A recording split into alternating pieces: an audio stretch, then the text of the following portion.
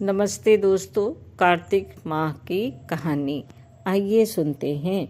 एक समय की बात है, किसी नगर में एक बूढ़ा व्यक्ति रहता था। उसके 7 बहुएं थी। एक बार कार्तिक का महीना आया और उसने अपनी बहुओं से कहा कि मैं कार्तिक का स्नान करूँगा, क्या तुम सब मिलकर इसे निभा दोगे? 7 में से 6 बहुओं ने मना कर दिया, लेकिन बड़ी बहू ने कहा कि बाबूजी, मैं निभा दूंगी। बूढ़ा प्रतिदिन प्रातः ब्रह्म मुहूर्त में उठता और नदी पर स्नान कर घर आता और अपनी गीली धोती को वो बड़ी बहू के आंगन में सुखा देता। जैसे जैसे उस गीली धोती में से पानी की बूंदें जमीन पर गिरती, वैसे ही वो बूंदें हीरे मोती में बदल जाती। धोती से हीरे मोती गिरते देख बाकी 6 बहुओं से रहा नहीं गया और वे बोली कि हम भी बूढ़े को अपने यहाँ नहाने को बोलते हैं। अगले दिन बाकी बहुओं ने कहा कि पिताजी, आप कल से हमारे यहाँ कार्तिक नहा लेना। बूढ़े ने कहा कि ठीक है, मुझे तो नहाना ही है, मैं तुम्हारे यहाँ नहा लूँगा। बूढ़ा सुबह सवेरे स्नान करके आया और धोती उसने दूसरी बहू के आंगन में सूखने के लिए डाल दी, लेकिन यहाँ हीरे मोती के बजाय कीचड़ टपकने लगा।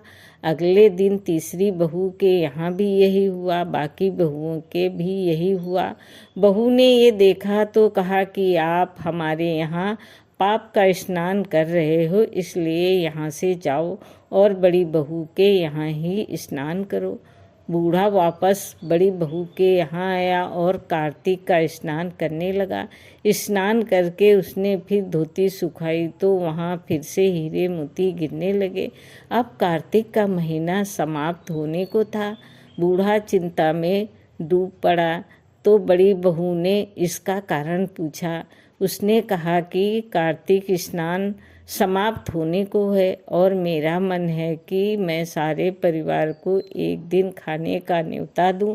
बड़ी बहू ने कहा, पिताजी, इसमें चिंता की क्या बात है, आप सभी को बुला लीजिए, मैं भोजन बना दूंगी। बूढ़ा सभी को निमंत्रण देने गया तो बाकी सारी बहुओं ने कहा कि जब तक ये बड़ी बहू घर पर रहेगी हम भोजन पर नहीं आएंगे। बूढ़ा फिर से चिंता में घिर गया कि ऐसे कैसे होगा और सूखने लगा। बूढ़े को सूखते देख बड़ी बहू ने कहा कि पिताजी, अब आपको क्या चिंता है?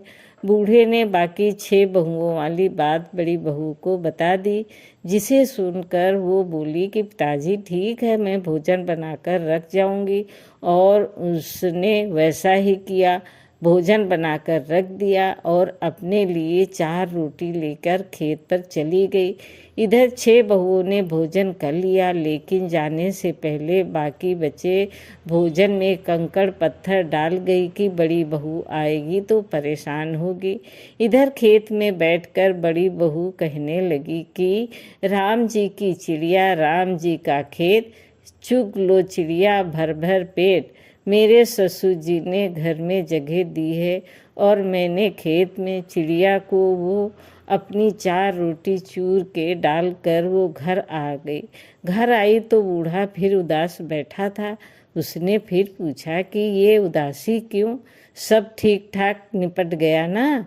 वो बोला कि हाँ, सब ठीक निपट गया, लेकिन वो तेरी देवरानी बाकी बचे भोजन में कंकड़ पत्थर व मिट्टी डाल गई। बहू ने कहा कि कोई बात नहीं पिताजी, मैं तो अपने लिए 4 रोटी फिर बना लूँगी। बहू बूढ़े से बात कर घर के भीतर जाकर खाने को देखती है, लेकिन वो क्या देखती है कि जिस भोजन में देवरानियाँ सब कंकड़ पत्थर डालकर गई थी वो हीरे मोती में बदल गए हैं। घर की जगह महल खड़ा हो गया है और धन दौलत से भर गया है। अन्न के भंडार घर में भरे पड़े हैं। वो बूढ़े को बुलाकर कहती है कि पिताजी, आपने तो कहा था कि मेरे लिए कुछ नहीं बचा है, लेकिन यहाँ तो हीरे मोतियों के भंडार हो गए हैं। पूरे घर में धन की वर्षा हो रही है।